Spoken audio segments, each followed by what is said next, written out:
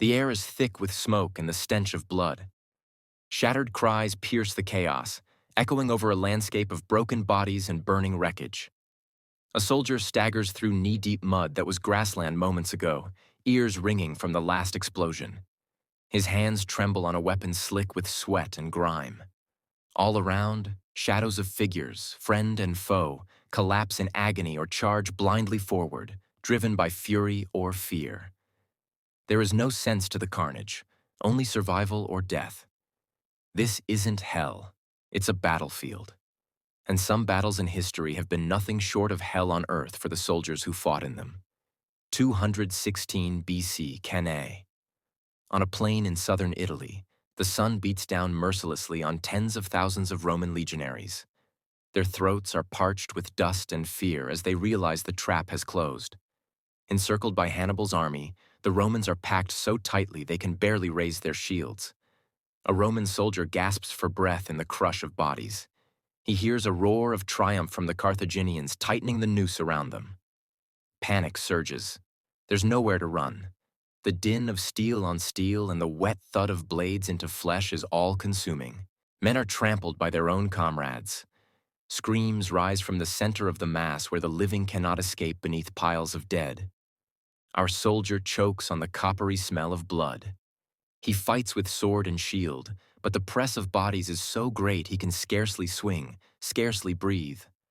All around him, Romans are cut down methodically, one by one. In sheer despair, a few men shove their faces into the dirt, smothering themselves to escape the inevitable end. The soldier's legs tremble. He is spattered with the blood of friends and foes. When at last a blade finds him, merciful oblivion takes him. By nightfall, the field of Cannae is silent, blanketed by tens of thousands of corpses beneath the indifferent stars. 1461, Towton. A howling blizzard engulfs the armies clashing on a winter field in England. Snow falls in thick, blinding sheets on Palm Sunday as two forces hack at each other in frozen fury. A young Yorkist footman, feet numb in blood-soaked slush, swings his sword again and again at foes he can barely see through the whiteout. The fighting is medieval and merciless. Knights in plate armor smashing maces into skulls, men-at-arms thrusting spears into guts. The wind howls, carrying screams across a field turned red. After hours of bloody hand-to-hand combat, bodies carpet the ground. The snow is churned to mud and runs red under thousands of dying men. When one side finally breaks, the true slaughter begins. Our footman joins the pursuit of fleeing enemies. Blood up, mercy long gone. He watches men toss aside their helmets and breastplates to run faster, only to be cut down from behind by pursuing swords. At a narrow river, panic and carnage collide. The only bridge collapses under the crush of men. Dozens plunge into the icy water. The footman wades in, the frigid water rising to his waist, stained red with blood. Corpses clog the river, piling so high that some men scramble over the bodies to reach the far bank. No prisoners are taken today. By nightfall, thousands lie dead or drowned in the thaw. The young soldier stands alive amid the carnage, snow still drifting onto a silent, blood-soaked field where he can hardly tell ice from bone. 1879, Isandlwana. Under the glaring African sun, a rocky hill casts a long shadow over a British camp in Zululand. A red-coated British soldier wipes sweat from his brow and squints at the horizon. His heart goes cold as it fills with the silhouettes of thousands of Zulu warriors. A low, ominous chant rolls toward the camp, swelling into a terrifying roar.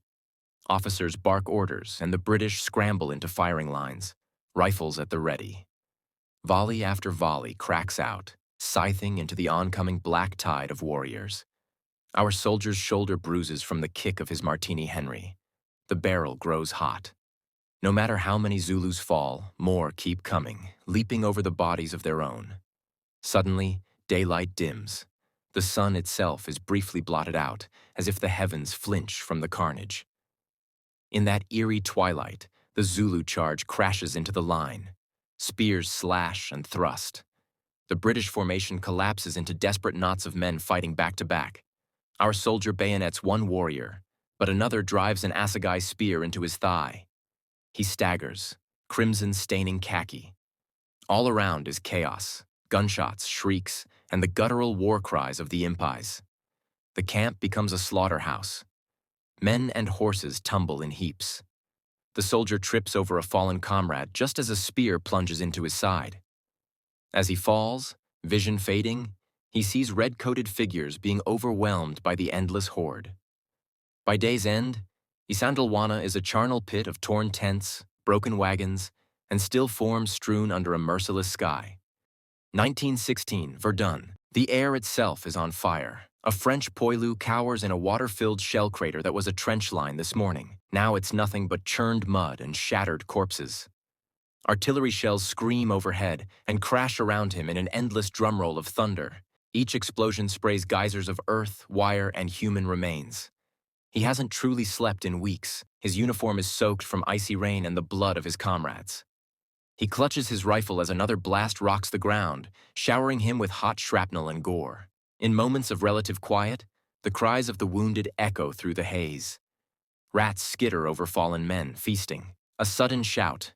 Gas! A green-yellow cloud creeps over the crater's edge. His heart pounds as he fumbles the gas mask on just in time. All around, men who weren't fast enough choke and claw at their throats, dying in agony. When the poisonous fog clears and the barrage lifts, nothing recognizable is left of the landscape. Only crater beside crater, splintered stumps, and torn bodies. He's seen men lose their minds, some leaping from cover to run screaming into the shellfire, choosing a quick death over this endless nightmare. Surely the world has gone mad. No hell could be more terrible. Then comes a whistle. With a primal yell, he heaves himself out of the crater with the others and charges forward. Boots suck in the mud as machine guns open up. Figures to his left and right collapse, cut down like wheat. Still he runs, bayonet gleaming on his rifle. An eruption of pain. Shrapnel rips into his side and he crashes down. As darkness creeps in, his last sensation is the cold mud closing over him and the distant echo of screams. Verdun has become nothing less than a tomb for the living and the dead alike. 1942, Stalingrad. Snow and ash drift through the skeletal remains of a city turned to an open grave. A German Lanzer huddles in the corner of a half-collapsed factory, each breath a cloud of frost. Weeks of hunger have hollowed his cheeks and dulled his eyes. He clutches his rifle, fingers numb on the frozen metal. Every distant explosion sends dust trickling from the cracked ceiling. The city is a labyrinth of death, every window a possible muzzle flash. He peers out through a jagged wall. Shadows move in the snow across the street. Soviet soldiers advancing cautiously. Heart pounding, he fires. A shape falls and the rest scatter for cover, returning fire. Bullets rip past, and he ducks as a tank shell blasts the building, showering him with debris. Ears ringing, he crawls through rubble, stomach twisted with hunger and fear. He passes a heap of frozen corpses piled as grotesque sandbags, grim fortifications of flesh. Night falls early. In the darkness, the cold is merciless. He and a few comrades crouch in a basement for warmth, sharing the last crumbs of food. The wind howls through collapsed buildings like the wail of ghosts. He fights sleep, knowing it can be deadly in this freeze. Before dawn, a new onslaught erupts, shouts in Russian above, grenades rattling the walls. The Soviets are storming in. He shoulders his rifle and fires down a hallway dimly lit by flames. Figures tumble, but more keep coming. His world narrows to the crack of his gun and the screams echoing in the corridors. One by one, his comrades fall around him. Finally, he feels a searing punch to his chest and collapses. As he lies on the cold concrete, vision fading, he hears faintly the battle still raging above. Stalingrad has claimed another soul, one of thousands frozen in its ruins. 1950, Chosan Reservoir. Night falls like a curtain of black over the mountains of North Korea. A young Marine crouches in a shallow foxhole scratched into the frozen earth. It's minus 30 degrees Celsius. His breath hangs in icy clouds and his rifle feels like a block of ice in his hands. Somewhere out in the darkness, a bugle blares. His blood runs cold. Suddenly, the night erupts with muzzle flashes and screaming war cries. Waves of Chinese soldiers surge from the hills, firing and charging. Bullets whip by as the Marine and his buddies unleash frantic shots into the oncoming horde. Within moments, the enemy is upon them. Figures clash at arm's length. Rifles become clubs, bayonets meet flesh. The Marine finds himself grappling with a shadowy figure in the snow. He fires his pistol point blank. The recoil is weak in the numbing cold, but the attacker goes limp. Everywhere is chaos lit by flares and tracers. Men cry out for medics, for their mothers, for help that isn't coming. Hours crawl by in bloody hand-to-hand combat until, toward dawn, the assaults finally relent. In the pale morning light, the Marine stumbles through drifts of bodies. Frozen blood glistens on the ground. Shattered, frostbitten survivors gather their dead and wounded. Orders come to fall back. The Marine hoists a wounded friend onto his back and begins the march through snow and ice. Feet numb, each step a battle, he forces himself forward. Some men simply sit in the snow and never rise again. But he cannot stop. After days of retreat, he reaches safety. One of the few left walking. His face is hollow with exhaustion, eyes distant with trauma.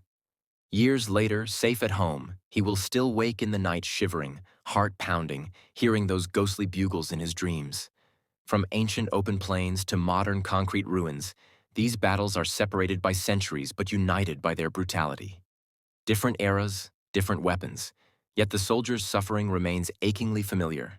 Whether under a burning sun, in a howling blizzard, or in a steamy jungle downpour, the ordeal is the same.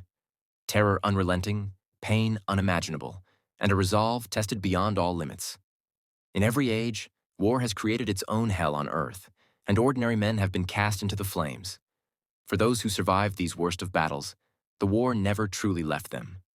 They carried the nightmares, the screams, the sights, the smells, within them for the rest of their days. And for the countless who did not survive, their blood still whispers from the soil. A reminder that in the worst battles, it is the soldiers who pay the steepest price.